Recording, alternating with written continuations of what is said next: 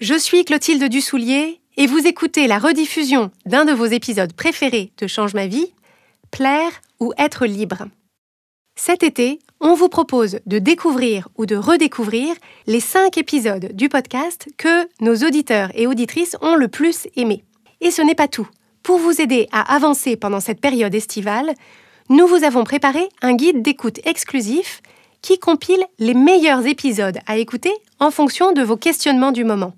Dans ce guide d'écoute, on a listé les questions que vous nous posez le plus souvent et on vous a proposé à chaque fois une sélection des 4 ou 5 épisodes qui vous donneront les clés les plus adaptées. Pour recevoir votre guide d'écoute gratuitement, rendez-vous sur la page changemavie.com/inscription. Et maintenant, place à l'épisode.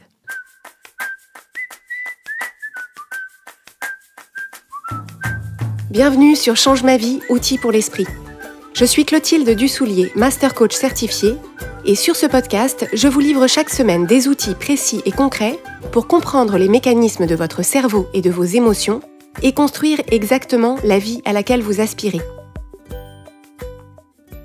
Cette semaine, je voudrais vous livrer une réflexion importante autour de l'idée de plaire et de déplaire et des mécanismes qui se mettent en place dans la vie intérieure de la plupart d'entre nous autour de ces idées de plaire et de déplaire. Donc pour remettre cette réflexion-là dans son contexte, on va rappeler que l'être humain est une espèce qui s'est développée au fil du temps pour vivre et pour s'épanouir au sein d'un groupe, au sein d'une communauté. L'espèce humaine, comme la plupart des grands primates, a évolué au fil du temps avec des fonctionnements qui permettent aux individus d'appartenir à un groupe et l'appartenance à ce groupe présente des bénéfices pour chacun des individus. Donc ce que ça veut dire, c'est qu'au fil de cette évolution, se sont mis en place chez les êtres humains, donc chez chacun d'entre nous, depuis des siècles et des millénaires, une variété de mécanismes à la fois cognitifs, physiologiques, mais aussi culturels, donc dans l'éducation qu'on reçoit, le conditionnement qu'on reçoit, qui favorisent ce fonctionnement de groupe pour l'espèce humaine au sens large et pour les groupes de façon plus spécifique ou particulière. Donc schématiquement, chacun d'entre nous, à différents niveaux bien sûr selon les individus, sommes motivés par la recherche de ce sentiment d'appartenance. Ce que ça veut dire, c'est que quand on se sent appartenir à quelque groupe que ce soit, donc à un groupe auquel on a envie d'appartenir, quand on a ce sentiment d'appartenance, c'est-à-dire qu'on se sent accepté par le groupe, on se sent connecté au groupe, on a l'impression d'être un peu pareil ou similaire ou tout à fait pareil ou similaire au groupe, on se sent à notre place au sein de ce groupe. Pour la plupart d'entre nous, ce sentiment d'appartenance est un vecteur très important pour nous sentir en sécurité dans notre vie, pour se sentir apaisé, pour se sentir serein. Donc, en réfléchissant à ça, je vous propose de penser dans votre vie quel est votre propre sentiment d'appartenance, quels sont les groupes dans votre vie auxquels vous avez envie de vous sentir appartenir et quels sont les groupes dans votre vie auxquels vous aimeriez appartenir mais vous ne vous sentez pas vraiment appartenir et desquels vous n'avez pas envie d'appartenir. Parce que bien sûr, quand on parle de groupes, si on prend quelque chose de schématique sur des espèces, l'être humain primitif, le groupe c'était la tribu. Mais de nos jours, dans notre époque moderne, cette idée de groupe, ça peut être à un niveau très nucléaire, par exemple le groupe au sens la famille, donc soit la toute petite famille nucléaire, si on a des enfants et si on est en couple, les parents, les enfants, ou si on n'a pas encore d'enfants mais qu'on se sent appartenir à la famille qu'on forme avec ses parents et peut-être sa fratrie. Donc le groupe famille nucléaire ou famille au sens large. Il y a aussi bien sûr le sentiment d'appartenance à un groupe d'amis, à une équipe dans sa vie professionnelle, ou si on prend une taille de groupe plus importante, est-ce qu'on se sent appartenir à son entreprise? Est-ce qu'on se sent appartenir aux citoyens de sa ville, aux citoyens de son pays? Est-ce qu'on se sent appartenir à la planète, à l'espèce humaine? Est-ce qu'on se sent appartenir aux personnes qui partagent la même passion, les mêmes centres d'intérêt, les mêmes convictions politiques, le même engagement militant ou politique, etc. Je vous propose vraiment d'adopter cette lecture et de vous interroger sur les groupes auxquels vous vous sentez appartenir ou auxquels vous aimeriez vous sentir appartenir, parce que chacun à nos niveaux, même ceux qui se sentent plutôt introvertis, qui sont plutôt à bien aimer qu'on les laisse tranquilles, même ceux-là ont quand même envie de se sentir appartenir à un groupe quel qu'il soit. Alors le problème, c'est qu'on n'est pas tous égaux devant ce mécanisme et devant ce sentiment d'appartenance. Il y a des gens qui, par défaut, par chance ou par l'éducation qu'ils ont reçue ou parce qu'on leur a expliqué sur eux et sur le monde, ont par défaut des pensées et des croyances, donc des pensées et des croyances sur eux, sur les autres, sur les relations entre les gens, qui les conduisent à penser que globalement et dans la plupart des situations, ils vont être à leur place, ils vont être acceptables et que donc, par conséquent, ils vont être plutôt acceptés. Donc ce sont des personnes qui ont dans l'idée que globalement ça va aller, que globalement leur place dans le groupe, leur sentiment d'appartenance au groupe n'est pas menacé et qu'ils ont la possibilité d'être tout à fait eux-mêmes, de dire ce qu'ils pensent, de se tromper, de ne pas savoir, d'être tout à fait authentiquement eux-mêmes et aussi vulnérables, et que ça ne remet pas en cause leur appartenance au groupe. Donc ce sont des gens qui pensent qu'ils ont la possibilité d'être eux-mêmes et d'être acceptés par le groupe. Probablement, la plupart d'entre eux savent d'une façon ou d'une autre qu'ils ne feront jamais l'unanimité tout le temps, c'est-à-dire qu'ils ne vont pas plaire à tout le monde tout le temps, mais ils sont assez tranquilles avec cette idée-là parce que globalement, ils se disent qu'ils vont être globalement suffisamment acceptés pour qu'ils puissent ne pas plaire à certains individus ou à certains moments et que ce ne soit pas un problème, que ça ne remette pas en cause leur place ou leur appartenance au groupe. Donc si c'est votre cas, c'est formidable et je vous propose de prendre le temps de vous en réjouir parce que c'est un vrai cadeau que vous avez reçu ou peut-être que vous avez créé pour vous-même si c'est quelque chose sur lequel vous avez travaillé et que vous avez créé intentionnellement. Et c'est quelque chose qui est évidemment une très grande source d'épanouissement dans la vie parce que ça fait quelque chose dont on ne s'inquiète pas. Donc si c'est votre cas, j'espère que vous en profitez bien et je vous souhaite tout le meilleur. Si ce n'est pas votre cas, en revanche, la suite de cet épisode est pour vous. Parce que pour un grand nombre d'entre nous, et je fais le pari que c'est pour la majorité des personnes qui m'écoutent et des personnes qui s'intéressent au sujet que j'évoque sur Change ma vie, cette idée d'appartenance au groupe, cette idée d'acceptabilité et donc d'être accepté et à sa place au sein d'un groupe, donc de certains groupes ou de tous les groupes, est plutôt une source d'inquiétude et d'anxiété.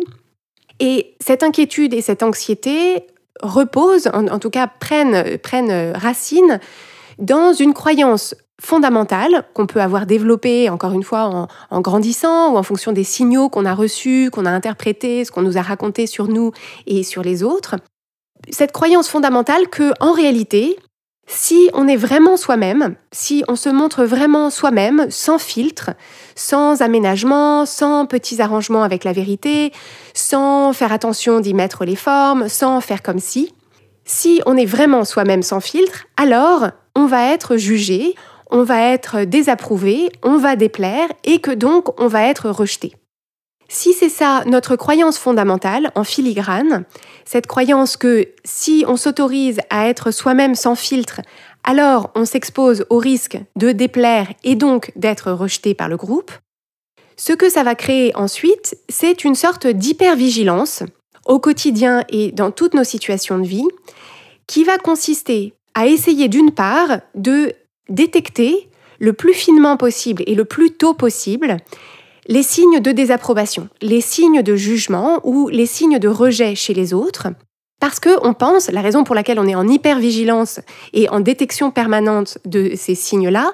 c'est parce qu'on pense que si il y a désapprobation, si il y a jugement ou si il y a rejet de la part d'une autre personne ou d'un petit groupe de personnes, alors on court un risque important. Alors ce serait un problème grave parce que si on était rejeté de ces personnes-là, notre cerveau amplifie les effets et se dit si ces personnes-là me rejettent, alors les autres vont leur emboîter le pas, je serai complètement rejeté de tous.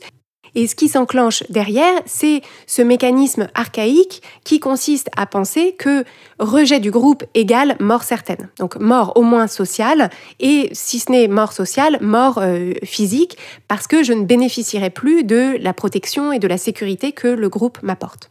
Donc première conséquence de cette croyance fondamentale que si je suis complètement moi-même, alors je risque d'être rejeté, je risque de déplaire et d'être rejeté. Première conséquence, c'est cette hypervigilance aux aguets, à l'affût, au quotidien, des signes de désapprobation ou de jugement ou de rejet. Ce que ça crée en parallèle, c'est que ça nous pousse à essayer en permanence d'éviter ça, d'éviter d'être jugé, d'éviter d'être désapprouvé, d'éviter de déplaire et d'éviter d'être rejeté. Et donc ça nous pousse à essayer en permanence de moduler notre façon d'être, notre façon de nous comporter, notre façon de parler, notre apparence, pour éviter à tout prix cette possibilité de déplaire à qui que ce soit. Et donc ce que ça va faire, c'est que ça va nous conduire à, par exemple, dire oui, accepter quelque chose, alors qu'en réalité, si on se laissait complètement dire ce qu'on pense et ce qu'on veut, on dirait plutôt non. Ça va nous conduire à ne pas parler de quelque chose, ne pas raconter quelque chose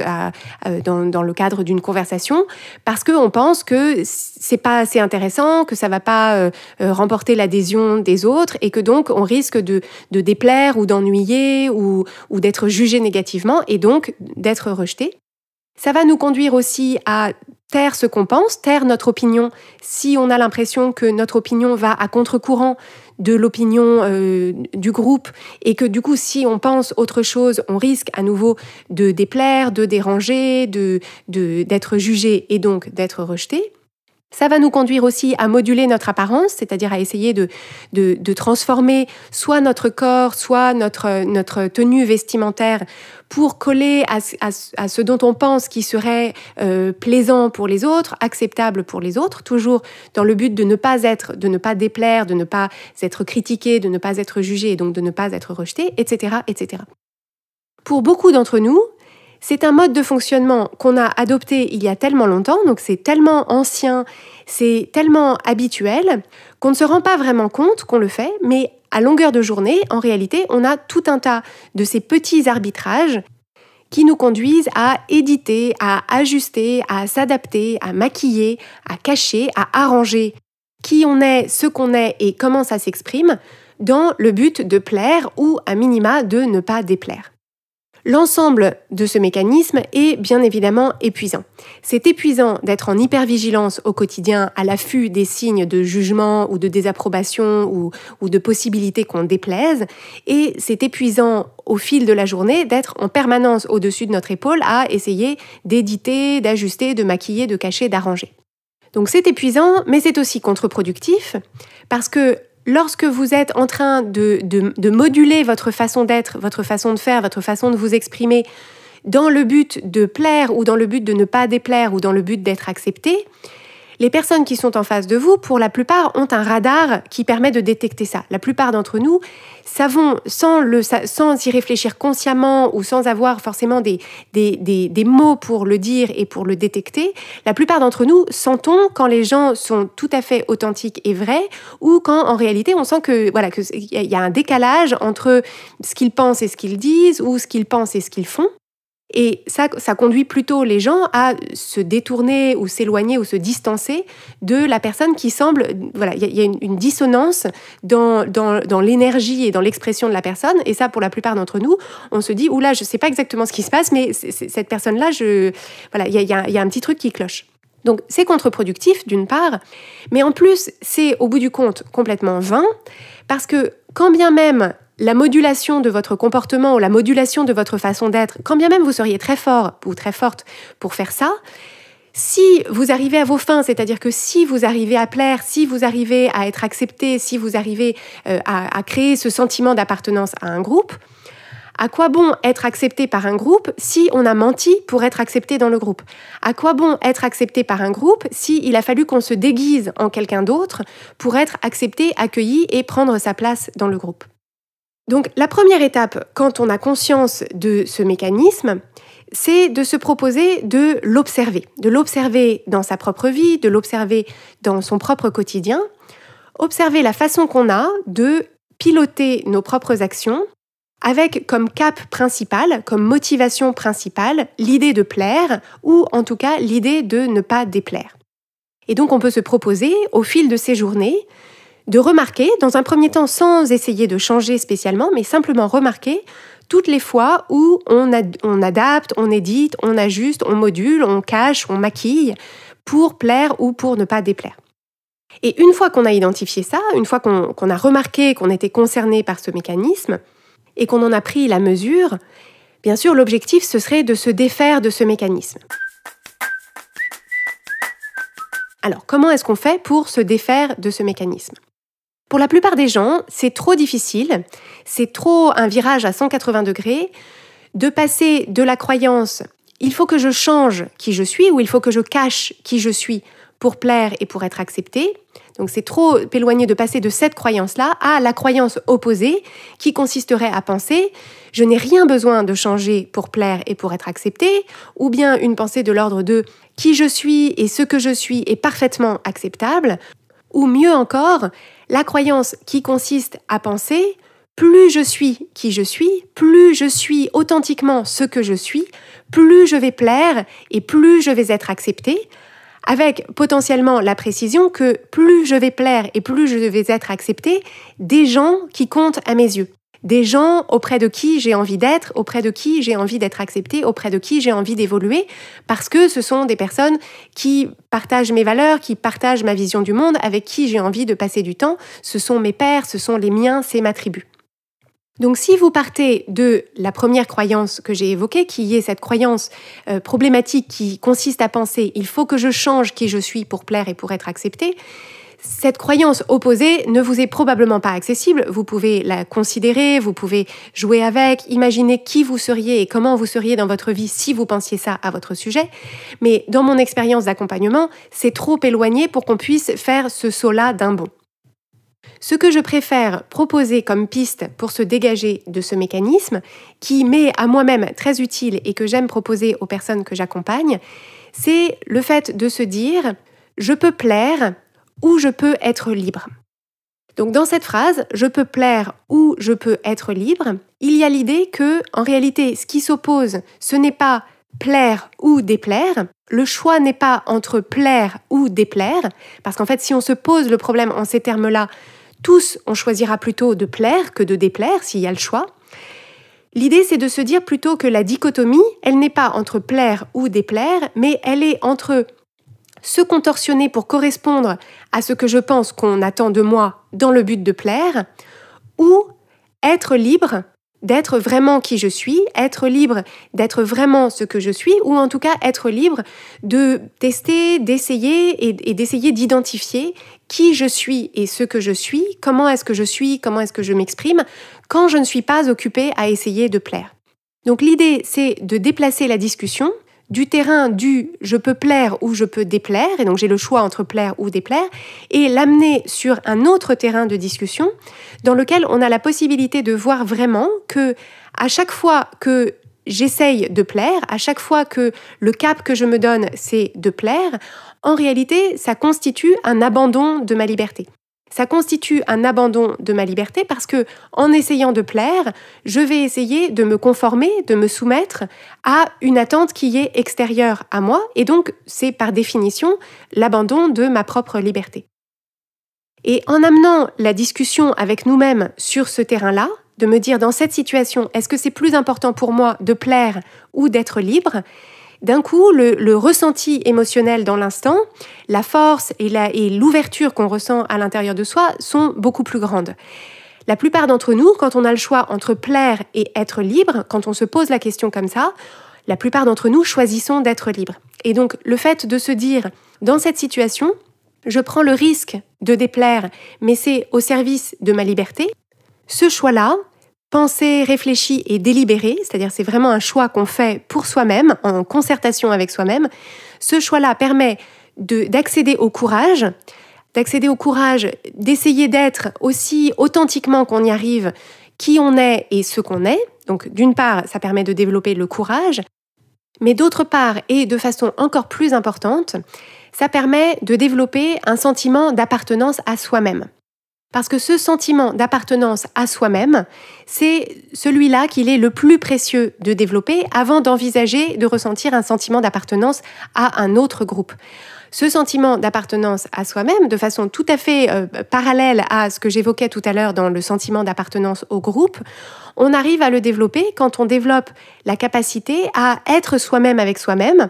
sans se juger, sans s'accabler, sans se dire qu'on se déplaît et que c'est pas suffisant et qu'on n'est pas à la hauteur de nos propres attentes envers nous-mêmes. Et donc c'est vraiment la qualité de cette relation qu'on a avec soi-même qui permet de se sentir juste bien avec soi, juste à sa place avec soi, s'appartenant à soi-même.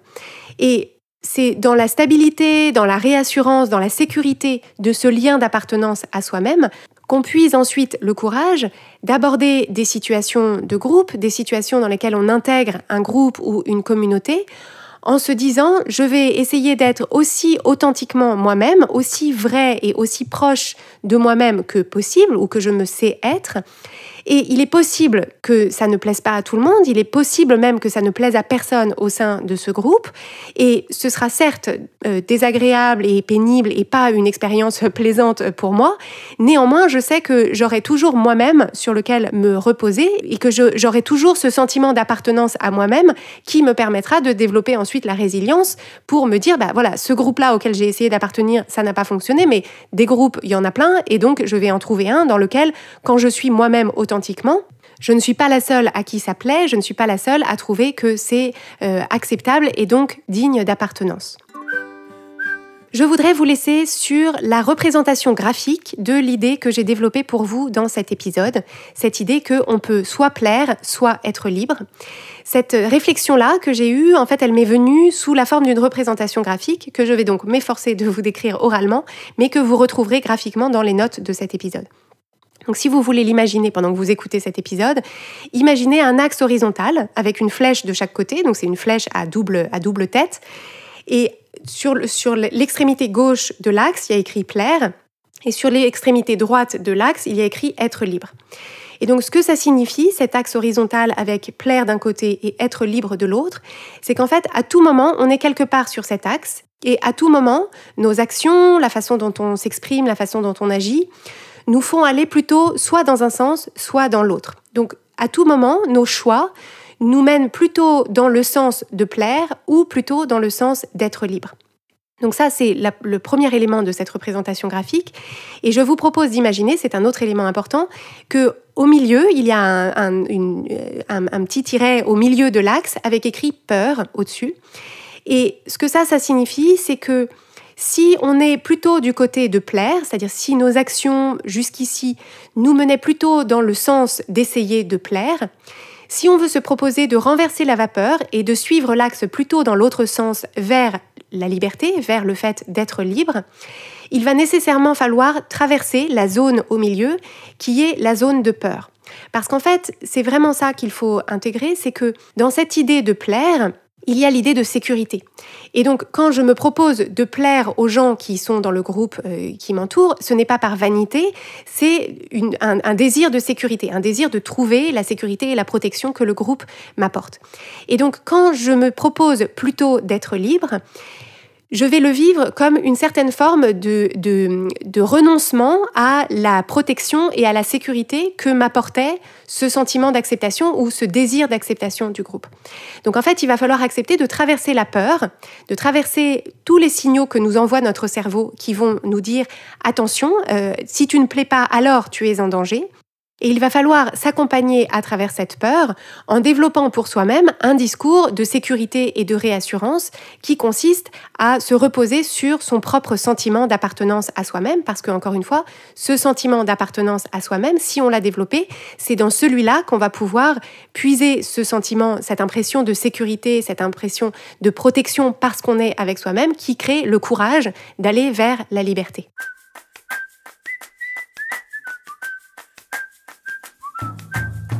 Pour ne manquer aucun épisode de Change ma vie, abonnez-vous au podcast sur la plateforme de votre choix. N'hésitez pas à laisser un avis et à partager le podcast avec les gens que vous aimez, c'est le meilleur moyen de le soutenir. Inscrivez-vous gratuitement sur changemavie.com/inscription pour recevoir des outils exclusifs et des messages inspirants directement par email. Et si vous voulez aller plus loin dans la mise en pratique des outils que je vous présente sur Change ma vie, c'est exactement notre métier en tant que coach de vie de vous accompagner. Le programme de coaching que nous proposons est fait sur mesure pour les femmes qui travaillent, qui ont des enfants et qui ont du mal à trouver leur épanouissement au milieu de tous ces rôles qu'elles jouent. Pour en savoir plus et déposer votre demande, rendez-vous dès aujourd'hui sur changemavie.com/coaching. Nous avons hâte d'échanger avec vous.